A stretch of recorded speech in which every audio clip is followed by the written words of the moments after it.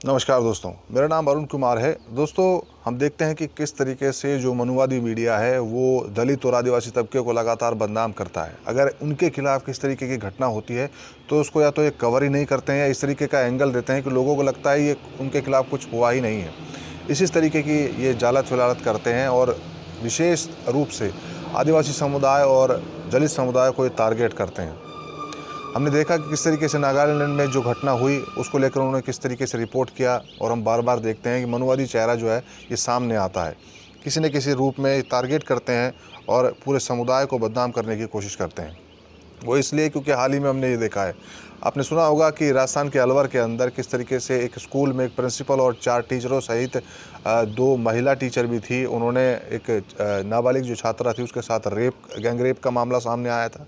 और ये भी कहा गया कि उन जो 2 महिला टीचर थी उन्होंने उस गैंग रेप में उनका साथ दिया, न सिर्फ साथ दिया बल्कि उसका वीडियो भी बनाया है। तो ये अपने आप में एक सोचनीय विषय है, लेकिन इन सब लोगों का उसमें नाम आ रहा है। लेकिन दैनिक भास्कर जो है वो किस तरीके की रिपोर्ट करता है और किस तरीके से दलित और आदिवासी समुदाय को बदनाम करने की कोशिश करता है, ये आप समझिएगा। उसमें लिखा जा रहा है कि पीड़ित छात्रा ने कहा है कि वह उसकी बहन राजकीय उच्च माध्यमिक विद्यालय रायसना में पढ़ते हैं। वह और उसकी बहन 8-9 दिनों से विद्यालय नहीं जा रही हूँ। मेरी लगातार स्कूल जा रही है। वहाँ सारा स्टाफ ख़राब है। अनीता व मनीषा मैडम गलत काम करवाती हैं। मनीषा मैडम का ट्रांसफ़र होने के बाद भी स्कूल में आती हैं। और प्रिंसिपल जितेंद्र कुमार, अब इनका समझिए, इन लोगों का नाम दिया गया है, लेकिन किस तरीके से एक विशेष कम्युनिटी का नाम दिया गया है उसे समझिए। कि वहाँ लिखते हैं कि अनीता व मनीषा मैडम गलत काम करवाती हैं। मनीषा मैडम का ट्रांसफ़र होने के बाद भी वो आती हैं।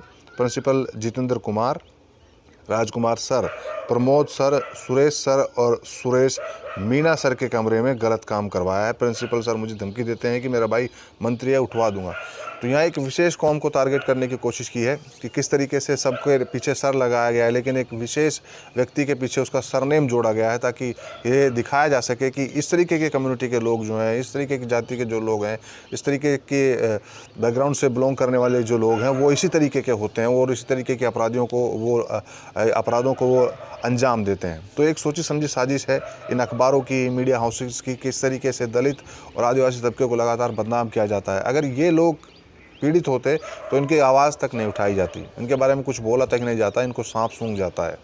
तो ये दर्शाता है कि इस देश के अंदर बहुजन जो तबका है उसको बार बार दबाने की कोशिश तो होती है, लेकिन जो बड़ी चीज़ें हैं, जो बड़े हाउसेज हैं, मीडिया हो या कॉरपोरेट्स हो, वो सब जो है वो कहीं ना कहीं मनवादी सोच के हाथों में है। और उन्हीं के हाथों में ये होने के कारण लगातार इस कम्युनिटी को टारगेट किया जाता है।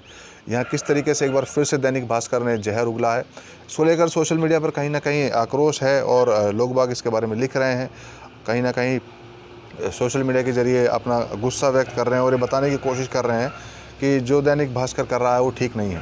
RP57 है, वो लिखते हैं कि संपादक दैनिक भास्कर, हम आपको पहले भी कई बार आगाह कर चुके हैं कि जातीय मानसिकता से ग्रस्त होकर खबर छापना बंद कर दो, नहीं तो आपकी दुकानदारी बंद कर देंगे। अंतिम चेतावनी समझकर आदिवासी महिला समाज को टारगेट करना बंद कर दो।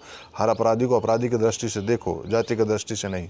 ये हमें समझने की ज़रूरत है कि किस तरीके से कहीं ना कहीं एक जाति पीछे लगाकर कई लोगों की जाति छिपा ली जाए और एक शख्स की जाति बताई जाए, तो इसके पीछे मंशा होती है। ये जताने की कोशिश होती है कि इस जाति के जो लोग हैं वो कहीं ना कहीं गलत काम में लिप्त हैं, तो उनके खिलाफ लोगों का गुस्सा उमड़ता है और यही इसके पीछे साजिश है। और यही इन मनवादी सोच के जो न्यूज़पेपर्स हैं, चैनल्स हैं, ये इसीलिए इनको टारगेट करने की कोशिश करते हैं ताकि उसका जो मनवादी सोच है और विशेष तबके की कोई इसका फ़ायदा पहुँच सके। दोस्तों, हमारे वीडियो को शेयर कीजिएगा, अपने दोस्तों तक पहुंचाइएगा और दैनिक भास्कर की रिपोर्ट है, इसके बारे में आपका क्या कहना है उसके बारे में बताइएगा, क्योंकि हाल ही की ये घटना है और इन्होंने अपना मनवादी चेहरा जो है वो स्पष्ट करना शुरू कर दिया है। वीडियो को शेयर कीजिएगा, चैनल को सब्सक्राइब कर लीजिएगा, बेल आइकन दबा लीजिएगा ताकि इस तरीके के अपडेट्स और एक्सपोजर जो है आपके पास लगातार पहुँच पाएँ।